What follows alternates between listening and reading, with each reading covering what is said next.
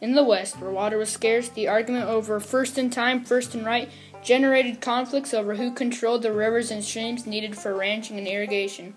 The government called upon judges to find a resolution. In 1888, Elwood Meade, the Wyoming territorial engineer, was crucial in turning Wyoming's water wars from conflict to compromise. The Homestead Act of 1862 brought settlers west to claim 160 acres of land for agriculture, while the New Land Act of 1902 allowed them to access the water for irrigation. The Homestead Act allotted land, while the other allowed irrigation through the land. Yet water was still fought for. Wyoming had to find a resolution. When Wyoming was scrambling for a resolution, one man stood out in particular: Elwood Meade. Elwood Meade found a solution to Wyoming's water wars. He was hired as Wyoming's first territorial engineer. Elwood Meade lived from 1858 to 1936. He wrote most of Wyoming's water rights and laws at age 32. He was known as the engineer who made the desert bloom. Meade was a professor in Colorado and later was recruited as the state engineer for Wyoming. He established a national account for his unlikely clasp on the social impact on modern water executives. He was an overarching man trying to make sure Wyoming's water was used properly. He worked hard to make sure everyone in the community had access to the water. Meade was fond of water and farming since he was a child. Growing up in a farming community in Patriot, Indiana, when Elwood Meade went to college, he received a degree in agriculture and science from Purdue University and from Iowa State College of Agriculture. Prior to 1888, when Meade became the state engineer, the settlers stampeded west to claim land with running water. Many of the settlers claimed more water than the Laker Stream actually provided. Fights broke out all the time for water. The prior appropriation over owning water was first in time, first in right.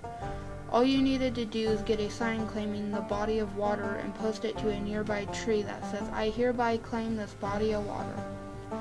Government officials and court judges were tired of the fights being dealt in court and that they really didn't know what they were doing. So Wyoming created the first Wyoming territorial engineer, Elwood Meade.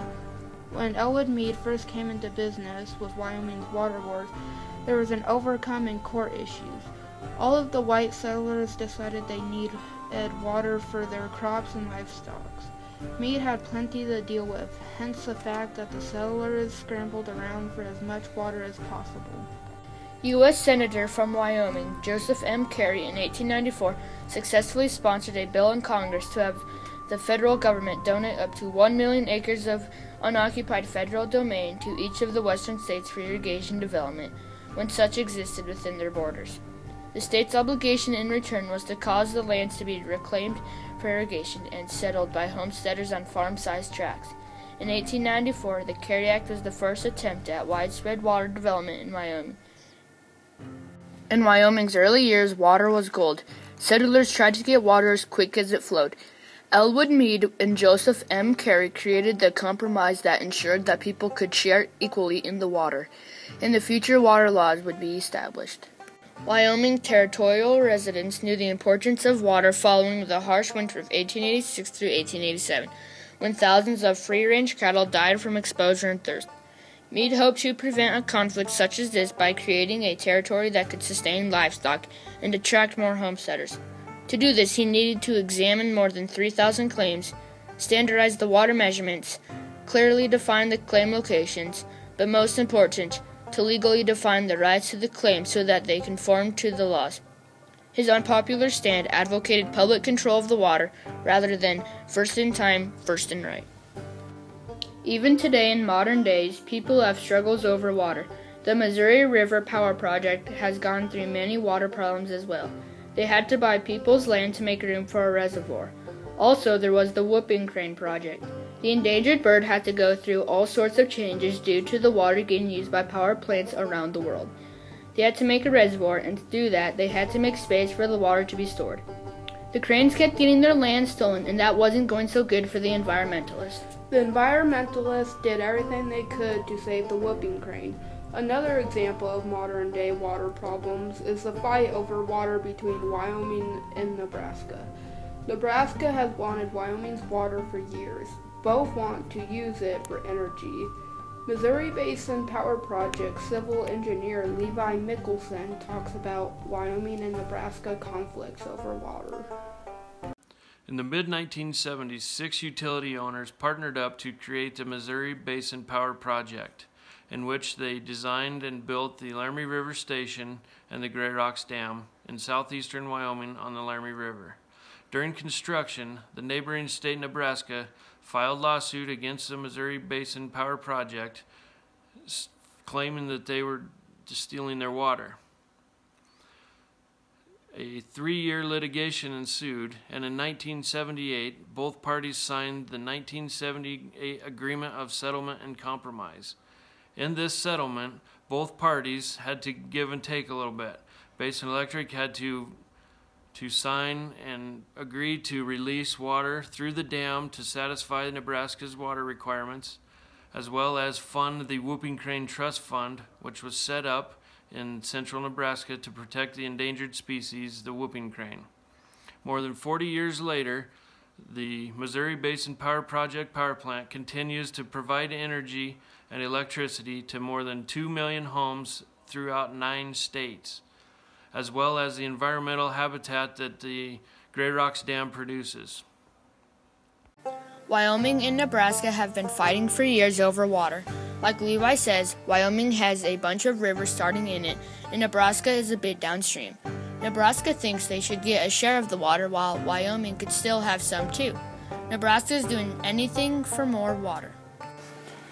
Nationally recognized water right expert Harriet Heckman had dedicated much of her professional legal career to protecting water rights. Had this to say when asked about Wyoming water rights. Wyoming was the first state to implement and follow a permit system of administration to establish a duty of water of 1 cubic foot per second for surface water diversions, to establish a board of control for regulation and oversight, and to establish the oft-repeated mandate that water runs with the land. By establishing a prior appropriation system, Wyoming is able to regulate water on a first-in-time, first-in-right basis, thereby ensuring certainty and stability in relation to our property rights. This prior appropriation system reduces conflict by identifying who is entitled to use the water, both in times of plenty and times of want. Wyoming was the blueprint for the water laws of New Zealand, Australia, and Canada, with our first territorial and state engineer, Elwood Mead, being involved in establishing their water codes after he left Wyoming. The United States Supreme Court decisions in Nebraska v. Wyoming provides both states with a detailed framework for sharing the waters of the North Platte River, first entered in 1945 and amended in 2001. The modified decree ensures that Wyoming and Nebraska are able to fully exercise their entitlements and that we are able to protect our water resources and use all users into the future. As early settlers migrated to the arid west, they tried to get as much water as possible for their land and herds. The settlers broke out in fights all the time in court. The judges and government had to find a compromise to all the fighting. Wyoming hired their first territorial engineer, Elwood Mead, to find the solution and make sure that the laws passed were best for the people involved. Wyoming and other states continued to have disagreements about water, especially in times of drought.